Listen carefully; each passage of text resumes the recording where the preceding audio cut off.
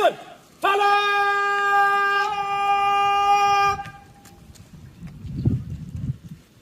Fala! Left your blood division! Understood? Fala! Azul!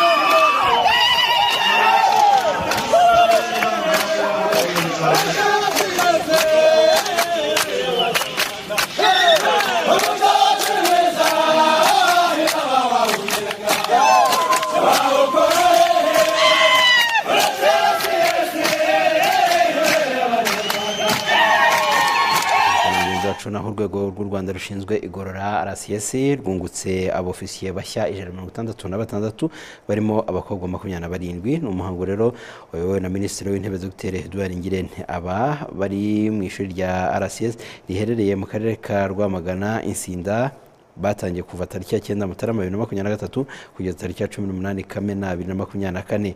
Umwihariko wabo rero nuko RCS yabigishije mu gihe ubusanzwe bigishwaga na RDF. Mu masomo bahawe akuyemo ibyiciro 4 harimo imicungire y'igorora n'abantu n'abafunze, amasomo y'umutekano n'ubwirinzi, amasomo ajyanye n'ubunyamwuga ndetse no kongera imbaraga. Mu 180 rero batangiye 10 boherejwe gukomereza amasomo yabo mu ishuri rya gisirikare ryiga ko ni mu gihe 4 batakomeje amasomo yabo.